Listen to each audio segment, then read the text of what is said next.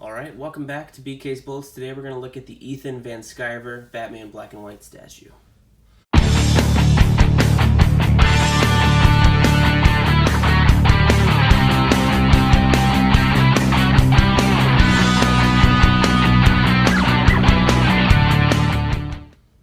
Hey everybody, welcome back to BK's Bullets. Today we're going to take a look at this Batman Black and White statue designed by Ethan Van Sciver, who was once a prominent comic book artist with Batman and Superman, his work on Green Lantern Rebirth, the Sinestro Corps War, One Shot, and is now basically a pariah amongst the mainstream comic book community. He's aligned himself with the Comicsgate crowd, and I don't think he's doing any work for any major publishers. He's self-publishing a Cyberfrog book, I believe. Who knows what comes out, but he's mostly active on YouTube now if you want to seek out his content. It's very political, very right-wing, but let's stop talking about him and start talking about this statue. So, Ethan Van Sciver, I am a fan of his artwork. Hasn't done anything recently, but here's why I'm a fan of his Batman specifically, is I think it's super cool. You can see here, he always draws Batman, his cape, as if they're like leathery bat wings. So you see the detail on the statue is really, really nice here with the cape, and you've got the two prongs here and one over here. Let's look at the other side of this cape here. Boom. And then it continues all the way through the back, and you got these nice folds and like this long kind of tail here. But yeah, but he likes the tall Batman ears, which, you know, they look pretty good up front.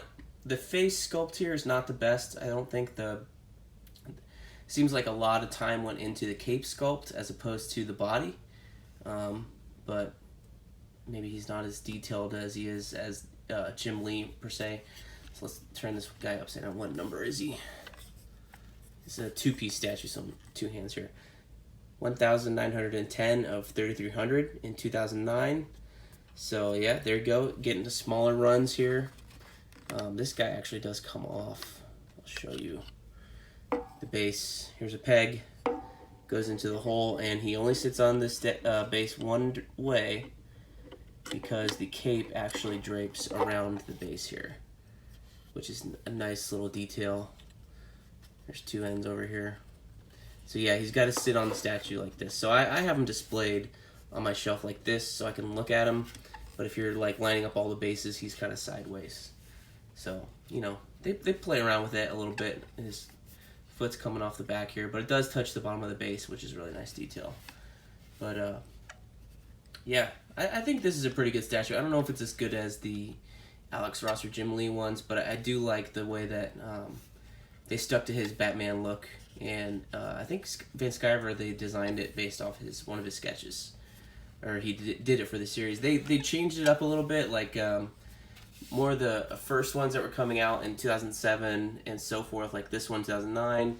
You know, Alex Ross was, I think, an existing sketch, maybe he designed it, but Jim Lee definitely is an original piece, original design. This is an original design. I don't think I've seen a panel of Van Sciver's Batman like this in any of the books that I've seen. Whereas now they're tending to do some that are like, you know, already done. Like there's a Todd McFarlane one coming out based off a cover that he drew. So I don't know if Todd McFarlane like did turnarounds for that. These guys on the boxes, you can see the turnaround sketches. I have the boxes up in the attic, so I'm not getting those down. But and I think the one I'm getting at the end of this month, which should be the Mark Silvestri Batman Black and White, is based off an old sketch. You know, and I think there's probably liberties taken with that as when they turn it into 3D. So, yeah, these old ones are some of the best ones. And I think the work here on the cape is the best thing about this piece. I'm not really in love with these horns. Look at these. They're massive. And they're curved forward as opposed to some other artists are straight up. So, I don't know. Everybody's got their little tweaks, you know. But that's what makes this line so cool, is that all the paint applications are basically the same colors. So you really get to see the detail work in the sculpture and the design of all of them. And then you can base them off that. One thing I did notice too is the bat symbol here is not carved in. It's not sculpted in like it was with Jim Lee or Alex Ross. It looks more like an applique, like a sticker maybe.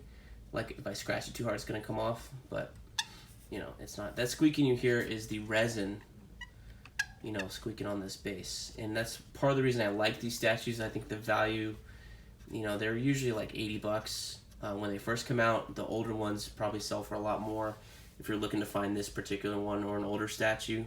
But the value of this is pretty good because it's solid. It will break if you do drop it, so it does make it kind of fragile. But you know, I don't know if fragile is good for $80 or not. It makes it seem more valuable because you know it's gonna break, as opposed to like this one.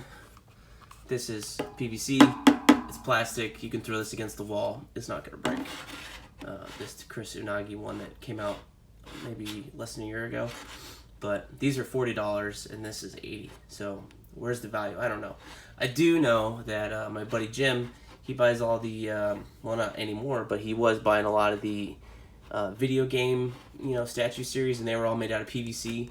But they would charge you like an extra $100 for the PVC statue, as opposed to you know, just spending $80 or $100 on a nicer statue made out of resin. So I don't know. To each his own.